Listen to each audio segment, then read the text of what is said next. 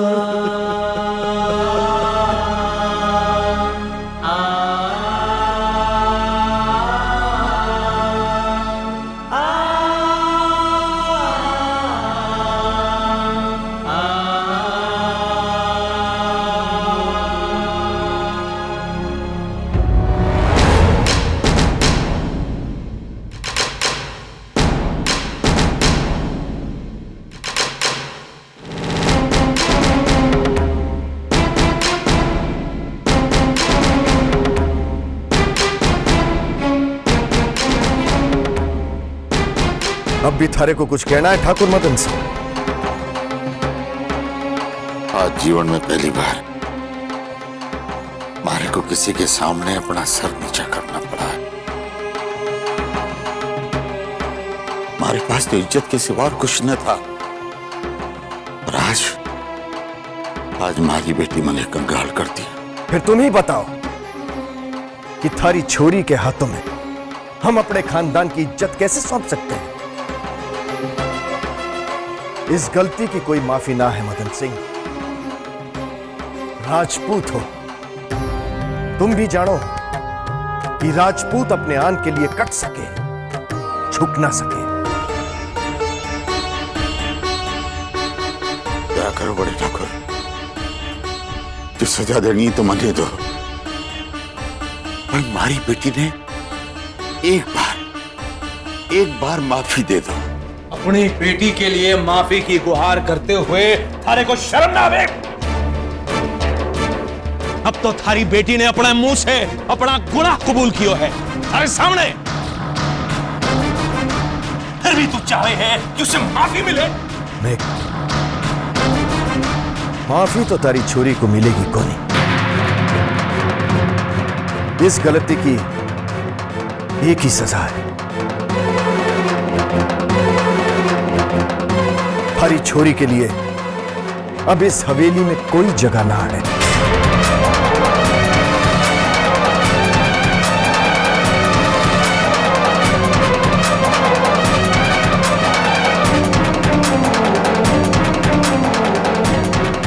ना बड़े ठाकुर ना, हमारी छोरी का जीवन बर्बाद हो जाएगा।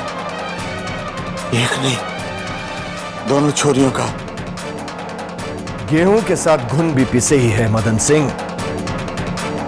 तू अपनी बेटी को लेवाने आया है ना, सो ले जा, और उसे वापस कभी मत भेजना।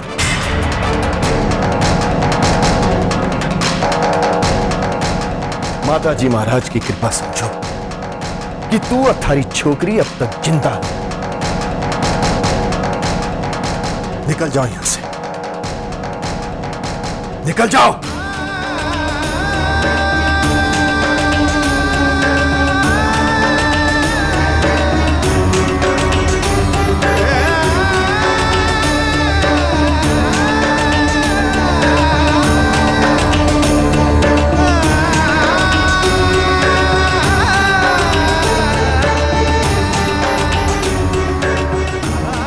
इज्जत अपने हाथ में है।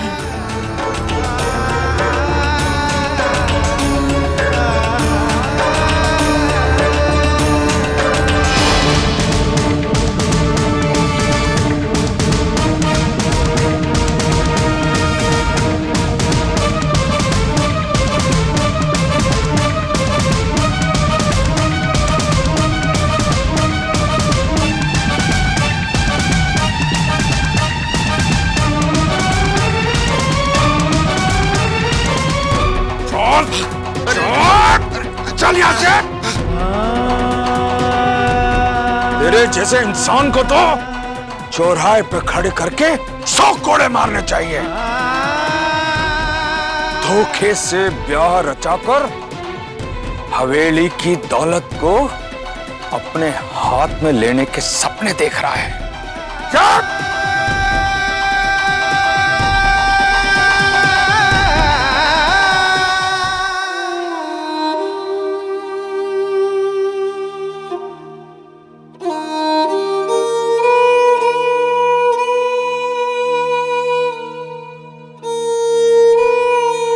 ठाकुर साहब ने आपको हवेली से बाहर निकाल दिया है जीजी।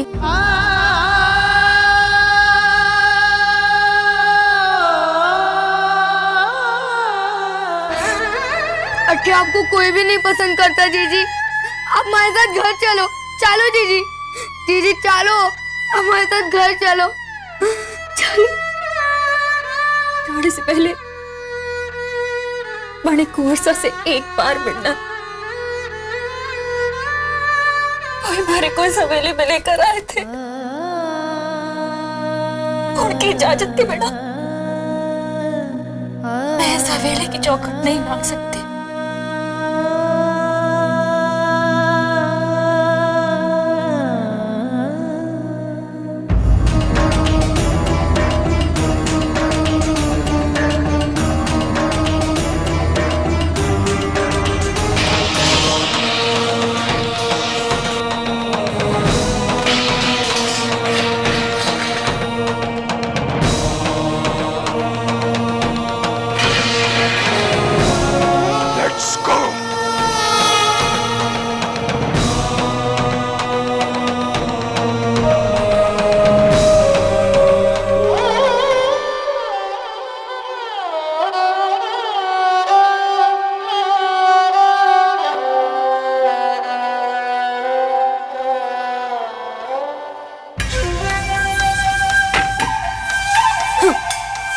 अपनी औकात भूल गए थे।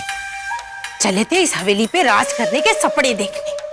ठाकुर भंवर सिंह का समधी बनकर मदन सिंह अपने आप को इस हवेली का हिस्सा मानने लगा था। देखा जीजी, हवेली में पैर रखने की कितनी बड़ी कीमत चुकानी पड़ी उस मदन सिंह को।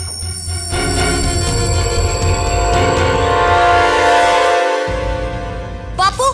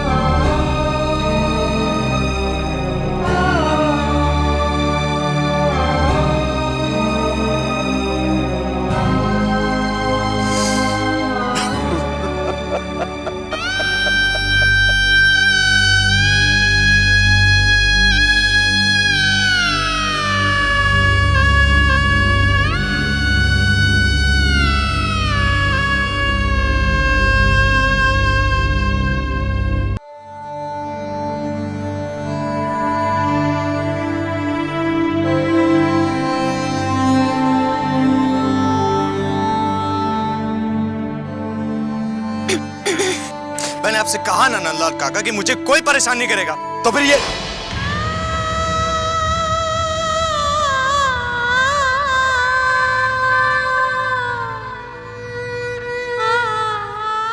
अब क्यों आई हो यहाँ? मुझे तुम्हारी शक्ल से सख्त नफरत है। जाओ यहाँ से। वही बताने आई हूं मैं कि मैं जा रही हूं। फिर शायद कभी लौट के ना आ पाऊंगी। यही हुक्म सुनाया गया है हमारे को।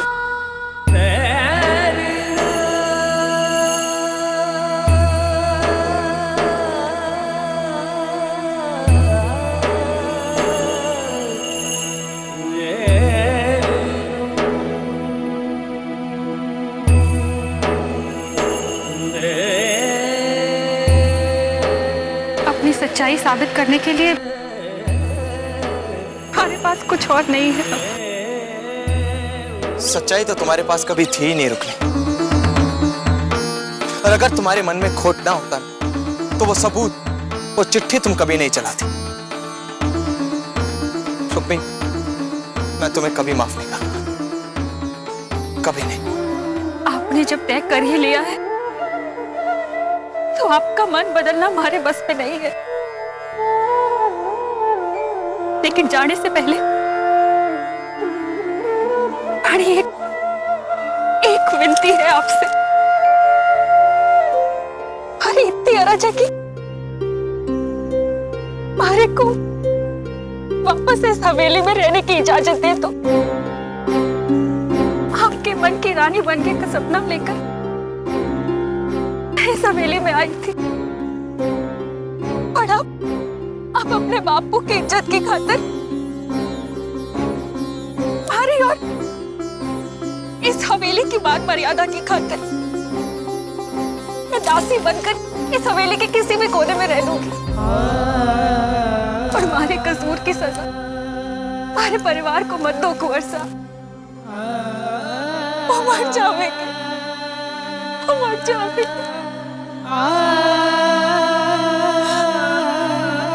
आपने हमारे से वादा किया था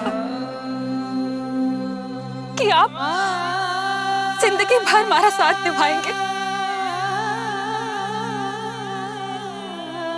पता नहीं उस वादे का वास्ता देने का अधिकार मन में है कि नहीं, पर वादा, अधिकार, इन शब्दों का मतलब भी जानती हो तुम रुक्मी? हाँ? वादा निभाने के लिए विश्वास की जरूरत होती है और अधिकार मिलता है प्यार से। लेकिन तुमने तो मेरे विश्वास और प्यार दोनों का गला घोट दिया। उसके बावजूद तुम चाहती हो कि मैं तुम्हें इस हवेली में रहने दूं। नफरत है मुझे तुमसे, तुम्हारी इस सूरत से। और सच बोलूं रुक्मी, आज जब तुम इस हवेली से बाहर जा रही हो तो कहीं ना कहीं मेरे दिल को बहुत सुकून मिल रहा है, बहुत सुकून।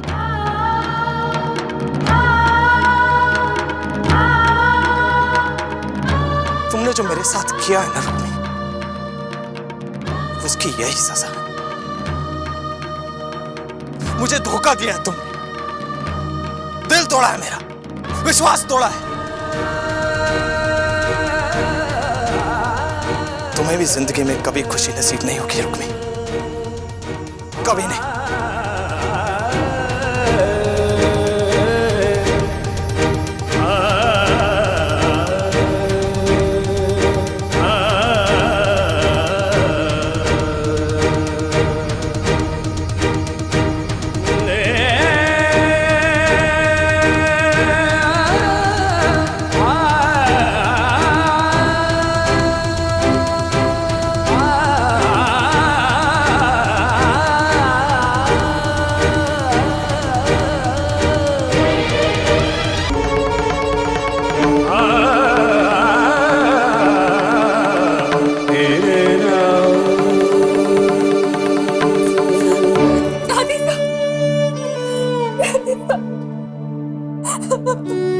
झूठे आंसुओं से कोई रिश्ते नहीं जुड़ते छुरी, बह जाते हैं। अब मारा थारे से कोई रिश्ता ना रहा, फिर किस हक से तू मारे को दादी सा बुलावे? दादी सा, आप ही ने तुम्हारे को सदा सुहागन रहने का आशीर्वाद दिया था। आपने हमारे को वचन दिया था कि आप कभी हमारी आंखों में आंसू नहीं आने देंगे। आज जो थारी आंखों में आंसू है वो थारी अपने झूठ की वजह से है। मैंने तो अपनी रणवीर की बिंदनी को इस हवेली में हर खुशी देने का वचन दिया था, लेकिन मारे को ये पता ना था कि जिसकी खुशी के वास्ते मैं अपने आप को वचन से बांध रही हूँ वो धोखेबाज इस लायक को नहीं। कम से कम आप तो ऐसा ना कहो दादी साहब, आप तुम्हारी बात पर विश्वास करो। मैंने कुंवर साहब को बड़ वचन से अपना माना है, तो मैं उन्हें धोखा देने का पाप कैसे कर सकूं? पाप और पुण्य का फैसला सिर्फ माताजी महाराजी कर सके हैं। उन्हें माताजी महाराज की कसम खाकर कहूं, मैंने कोई धोखा नहीं दिया दादी साहब। मेरे को इस घर में रहने दो दादी साहब। अपने आप को सच्चा साबित करने का इतना जुनून है थारे में कि तू माताजी महाराज की झूठी सौगंध खाने से भी ना कतराई। नहीं दादी साहब, हमारी बात बिल्कुल सच है। आपको हमारी जो भी परीक्षा लेनी हो ले लो, पढ़ने मंजूर है।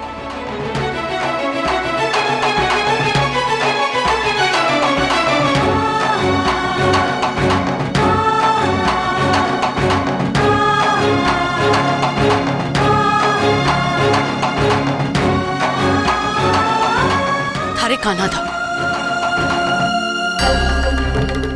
अपने हाथों से तूने इनकी प्रतिष्ठा की है ना, तो इन्हीं की कसम खाकर थारे को यह साबित करना होगा कि थारे मन में कोई चोर ना है, कोई पाप ना है।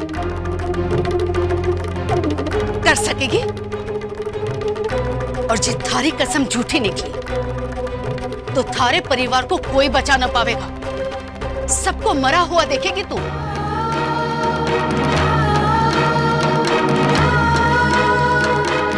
ऐसा शाप ना दो दादी साहब, हमारी गलती की सजा हमारे परिवार को मत दो।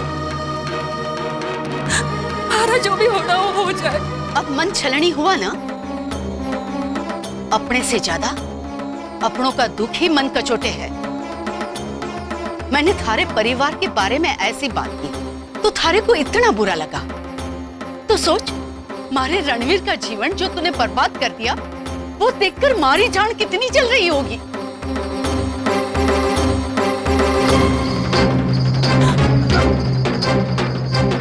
इस आरती के दिए के अग्नि को साक्षी मानकर कसम खा कि रणवीर से ब्याह करते हुए थारे मन में कोई खोट न था,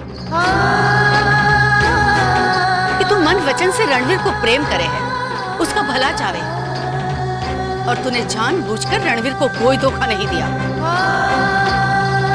जे तू कसम खाएगी तुम्हारे को विश्वास हो जाएगा कि तू सच कह रही है, और जे तू कसम ना खा सकी तो मैं समझूंगी कि थारे पर विश्वास करके मारे से बहुत बड़ी गलती हो गई है।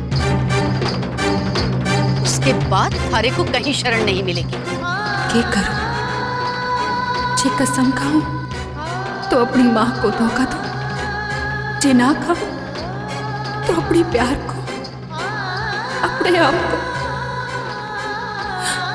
कान्हा ये कैसी विपदा है? बस इतने में ही हार मान ली? सच्चाई से नजरें नहीं मिला पा रही हो ना? जे हिम्मत हो, अपने सच पे भरोसा हो तो खा कसम